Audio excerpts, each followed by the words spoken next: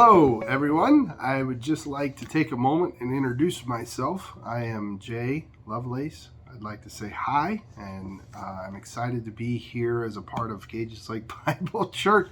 It's been so long. I have missed all of you guys so much, and I'm so happy that I get to be back in the office and preparing my heart even now for this coming Sunday. And boy, it's been a few weeks since I've seen most of you, and I miss you. And I'm glad that God heals and He's able to walk us through. Thank you for your prayers. I'm doing much better, feeling better each day, and I'm no longer contagious and all of that. So God be praised. And so we are looking ahead to Thanksgiving and all the fun times and holiday seasons. And I'm so thankful. I'm so thankful for our church family. I'm so thankful for each and every one of you. There have been so many people who have stepped into positions and done things that I was so excited to hear that they were taking steps of serving, and I'm so thankful. Our men had a great retreat this past weekend, and I was sad that I couldn't go, but I'm so thankful for men who stepped in and took over some of the logistics and the curriculum and the things. And so thank you so much to those guys. I'm so thankful for the people who covered for me on Sundays with Mark this past Sunday. Of course, he was originally planned to come because of the men's retreat, so I'm thankful for him to be able to speak. And the week before with Marty, and then the week before that with Kurt, when my grandfather, the funeral took place. And so I've never missed 3 Sundays in a row, and I'm like, wow, this is not good. I want to be back. I miss church so much. I miss being part of everybody, and I'm looking forward to this coming Sunday, actually, to be a part with everyone again. So thank you so much for your prayers. I just wanted to share a couple of thoughts today as I'm back in the office and just thinking through of this idea of Thanksgiving, or Mark's sermon Sunday about our identity and who we are, and just that wonderful, encouraging reminder, and just some things going through my head. I thought, man, maybe I should share something about God as my rock and my fortress, because boy, he was definitely that for me this past week. And I'm so thankful. And I didn't say, but I'm thankful for my wife, who managed the home and keeping me separated from everybody, managed the home with the kids. And God gives us people, when we entered into this journey, it was, wow, God has really blessed me. And as I look through the different areas of people that have been so influential for me. But anyway, as I was thinking, what do I share? Do I share, something about God protecting us or God healing us? And I think all of that. And then after Mark's reminder Sunday, I kept thinking through about who we are. And I was reading Colossians chapter 1, and there was a little section that just kind of stood out to me, and so I just wanted to share that with you today from Colossians chapter 1. Paul, of course, writing the book of Colossians to the church that's in Colossae, and he does his usual greetings at the beginning, and he talks about he's thankful for them, and he prays for them, and you get down to verse 9. Verses 3 through 8 are his thankfulness part. In verse 9, he says, "And from the day we heard about things going on in their church, we have not ceased to pray for you, asking that you may be filled with the knowledge of his will in all spiritual wisdom and understanding, so as to walk in a manner worthy of the Lord, fully pleasing to him, bearing fruit in every good work and increasing in the knowledge of God." It's a common flow of thought there that Paul is like, I'm praying that you walk worthy of God, that you walk in a manner that you are bearing fruit in every good work, that you are increasing in your knowledge of God, basically encouraging Christians, hey, I'm praying that this is true of all of us, and I'm praying that this is true of Gages Lake Bible Church, that we're walking by faith, that we're encouraging we're increasing in the knowledge of God. We are bearing fruit in every good work that we do. And as I was reading that, I was like, man, that's kind of really like undaunting. Like it's just like, oh, that's a lot. Like I've got, and yes, they're good things, but when I think of it, that I have to do all of this, it's like, I got to remember to keep the fruits of the Spirit. I got to remember, like it becomes very like overwhelming to me. Like I'm like, oh, I got to be these things. And then I got to the section that I wanted to read to you today, which is verses 11 down to verse 14. So Paul says, I want you to walk in a worthy manner, bearing fruit, increasing in the knowledge of God. Now, then he transitions to the prayer. Now, this to me is fascinating. Verse 11, Colossians 1 says this, may you be strengthened with all power according to his glorious might for all endurance and patience with joy, giving thanks to the Father who has qualified you to share in the inheritance of the saints in light.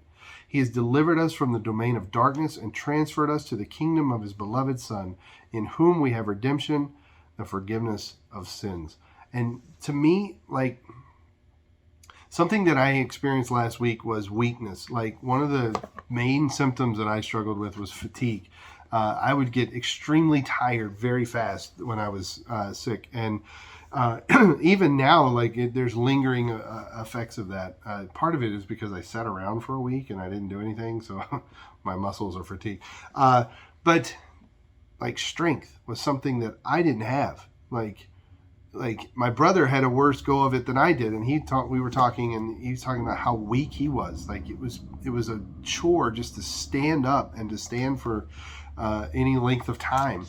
And when I think of walking by faith, like I was like, oh, I need strength.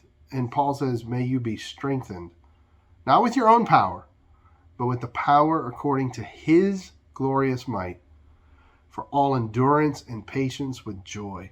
Like that we go through difficult times. We go through hard times. We go through struggles. We experience loss of loved ones. We experience heartaches. We experience sickness. We experience death.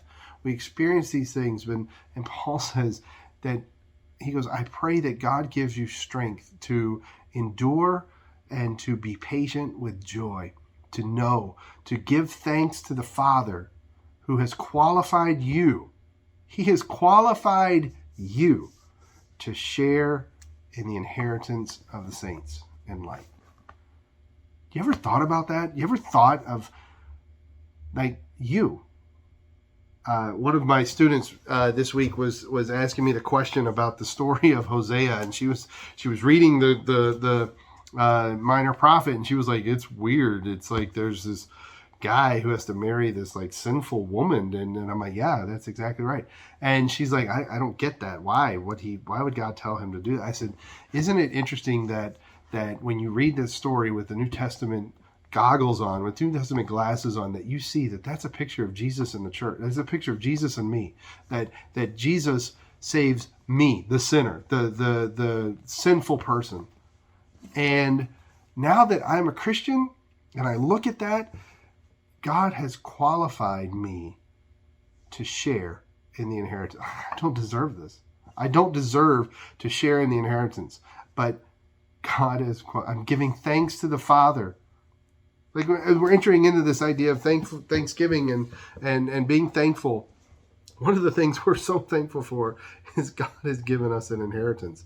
God has given us, he's qualified us to share in that inheritance in the saints of light. And then he goes on, he says, he has delivered us from the domain of darkness and transferred us to the kingdom of his beloved Son, in whom we have redemption, the forgiveness of sins. He's delivered us from the domain of darkness and transferred us into the kingdom of his beloved Son, in the very kingdom of God, the very kingdom of Jesus Christ, the kingdom of heaven.